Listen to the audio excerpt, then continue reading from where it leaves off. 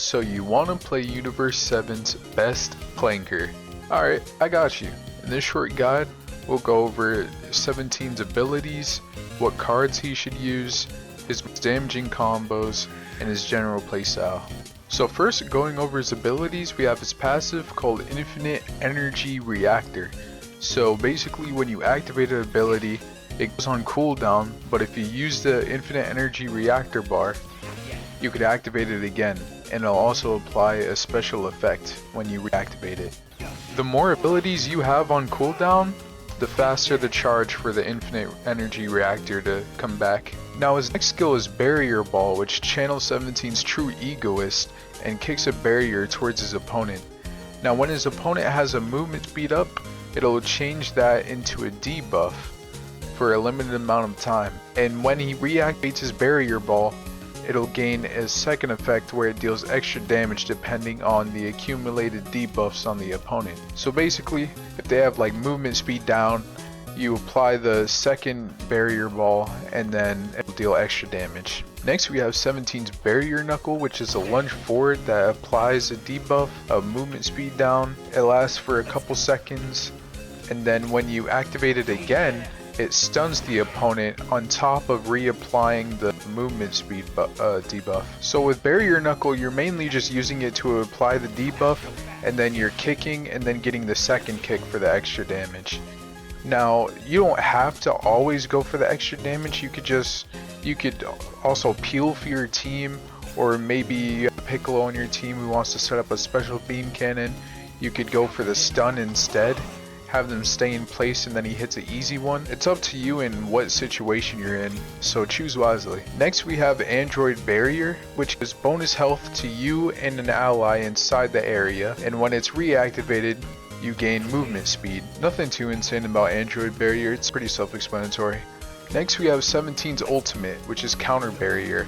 What it does is it gives you and your allies health and makes it so your enemies can't heal, and it also deals a bit of damage.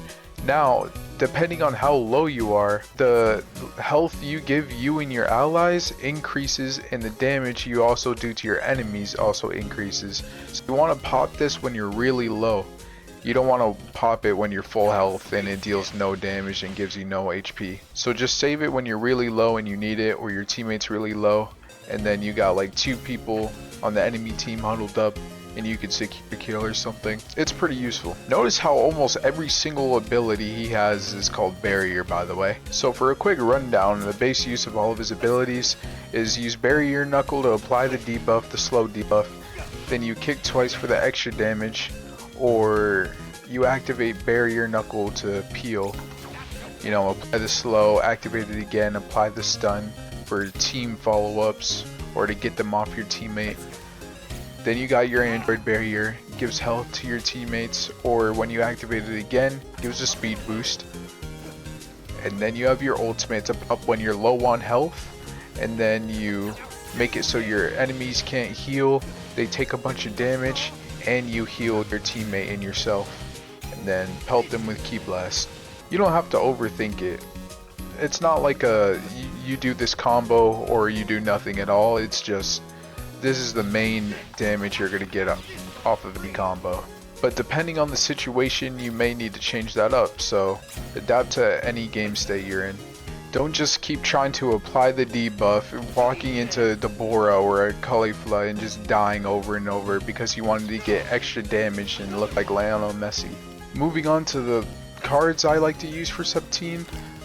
Honestly, I go for 2 easy, then I go for either Giant Slayer or Prepare to Die. I like to go for damage on 17, so if I'm going up against a tank, I'll go Giant Slayer. If my lane opponent isn't a tank, it's more of a squishy like a technical DPS, then I go for Prepare to Die. And then for my final divine combo card, I'll go for Pursuer, because I think it just meshes the best with his playstyle. So with all the cards, it'll look something like this. Then you pelt them with Ki Blast, and you pop your ult. And they're in pain. Now these divine cards are not the end all be all. You could swap all of these around for anything you want and it would all be fine. But usually this is just what I take. This is what my preference is, and I think you should test them out yourself and go into games and figure out what works best for you. You know, not every game is going to call for a 17 that does massive amounts of damage and is doing his best impression of Isagi. What I'm trying to say is the card builds are very flexible. So moving on to what you should max, you should always max your barrier ball first, so you get the extra range and the extra area of effect. Then the second skill you should max is honestly up to you. Now, upgrading barrier knuckle will give you a bit more damage, but in my testing of upgrading this in the training mode, it doesn't increase the effect duration, even though it says that it upgrades it. Yeah, it says level up effect and AoE. The only thing that actually increases is the damage and the AoE of like the barrier knuckle.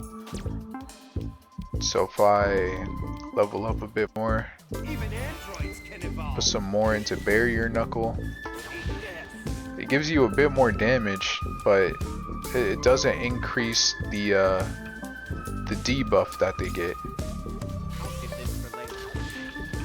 Yeah, it gives you big damage.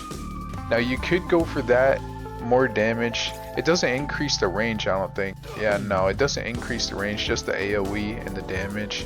But what I usually like to do is I like to upgrade the barrier. I like having more range for my android barrier because sometimes I'm out of range of my teammate and it feels absolutely terrible to know that I could have saved them and I just let them die right in front of me. So I usually upgrade the android barrier for the extra AoE and the extra healing it gives. But you could honestly go for barrier knuckle too for the more damage. It's up to you depending on what situation you're in, you know.